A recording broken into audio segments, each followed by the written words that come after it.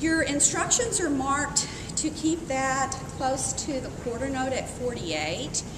I honestly don't think that in the quarter note. I think it in the 8th note and double that at 96. 96 is going to give you a chance to make your rhythms a lot more accurate. So that's where I've tried to keep it with a little bit of rubato. Beginnings of phrases, endings of phrases, you might have noticed a little bit of slowdown. This is your chance to show musicality.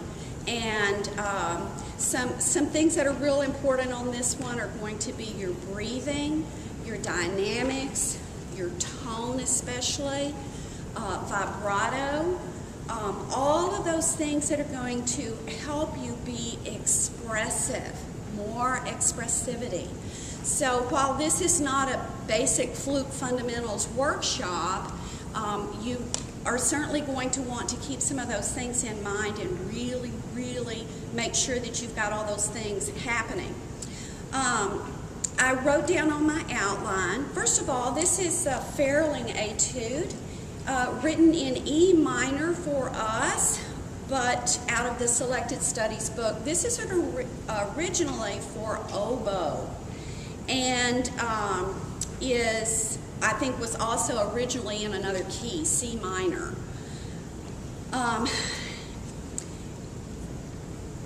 When you warm up, by the way, your warm up, going back to your fundamentals again, you need to include in that warming up on harmonics. That means fingering a fundamental, and usually we can start on low C, and holding that fingering while you lip slur up and down. So that'll help you with lip flexibility.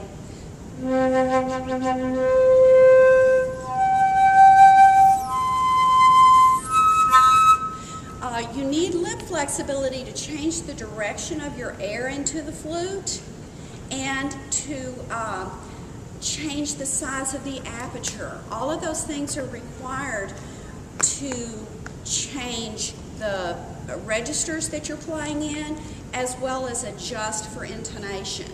So warm up on those every day, and I included that. Breathing exercises, and I brought my breath builder to show you. This is something that I use every day. In fact, I need to use it a little bit more right now.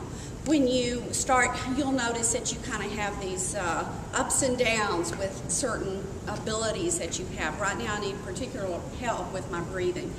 Another thing I will notice when I am judging ATSSB in particular, I'm seeing a lot of the flute players sitting down to play. And it is such an advantage for us to stand. We don't have to sit. Please practice, do your practicing standing. When you audition, you will be used to standing, and you will stand for your auditions. When is it inappropriate for us to stand? Obviously when we're sitting in band, in those ensembles, and a lot of our chamber groups, we sit down. But anymore, I'm seeing a lot of the smaller chamber ensembles standing up. All of them will stand up to play. And it gives you such an advantage with your breathing. You can get all of your body into it. Now, if you have a foot problem or some reason that you really need to sit, well, then there are definitely things that you can do to maximize your breathing there. But remember that, stand up, and I think that you will get much better results. The next thing that I wrote down was practice with a full range of dynamics, starting with forte. A lot of my younger players want to increase their dynamic range. Flutes have a very small dynamic range, by the way, compared to clarinet. Saxophone is really a huge dynamic range. Ours is very small.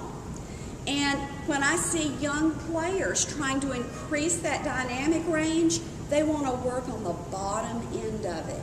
They want to play softer and softer. And actually, that doesn't do anything to increase their tone quality at the various dynamic ranges. You want to start with forte. Work on getting yourself as loud as you can with as good a tone, with a beautiful tone at forte, and then go back and work on the piano or the softer side of it, okay? Then you also have pitch concerns with these different dynamic changes. In this etude in particular, I'm going up into the high register on some E's. Let's see, there's one. By the way, it's in the key of E, right? So when you're playing this, that E is going to be coming back at us. If I'm sitting there judging, I'm going to keep having this E, and it's going to float around some. But if I hear consistently that the high E's are sharp, and notice in bar 15, you have a middle E, and then in bar 16, you decrescendo to another E, so you're getting soft. I tell you what, I'm going to hear that soft E like it's in another key.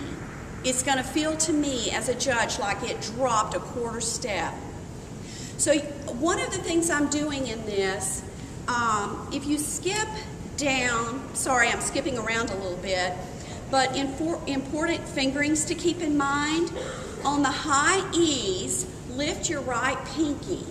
So in the first line,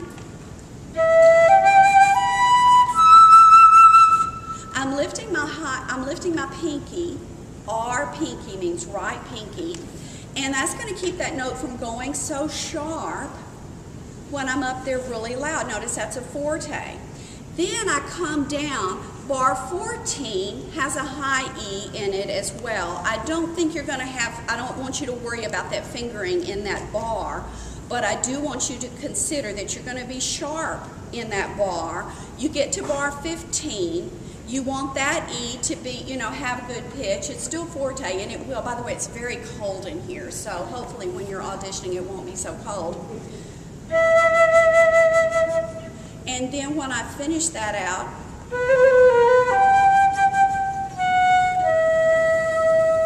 you hear how flat I just went on the E. I was getting soft. I can let that sag just as well as you can.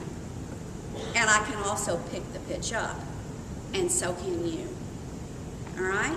So all these E's are going to be coming at you, and you want to make sure that you're doing what you can to play those in tune. So when you get to that final E there in 16, you have to lift your air going into the flute. Remember what I did with the harmonics, lowering my air, lifting my air. I'm going to lift my air, and it's going to lift the pitch.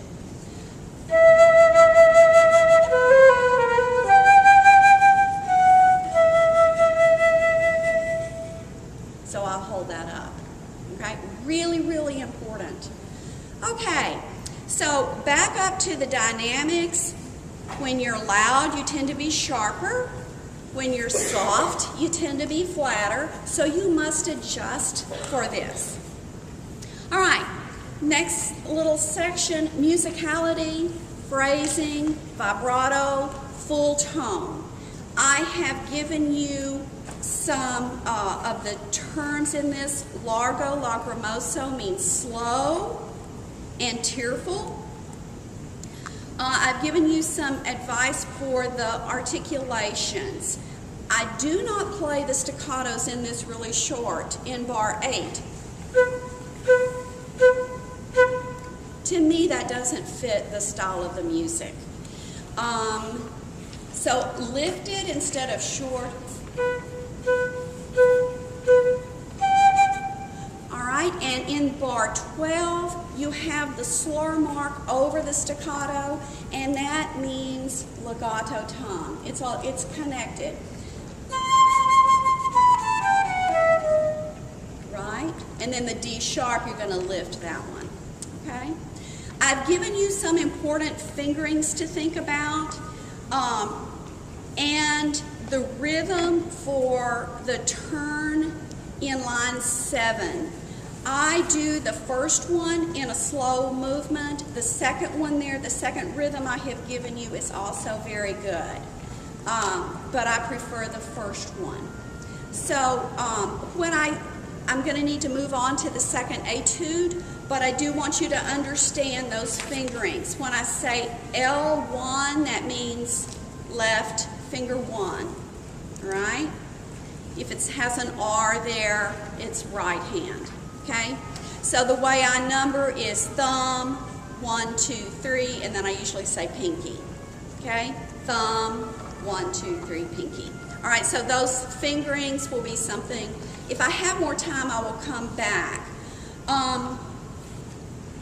Before I go on to the second one, I'm going to be talking about this in the second one as well. You have a lot of notes that you might not be used to, like a D sharp. Study those while you're warming up. D sharp is the same as an E flat.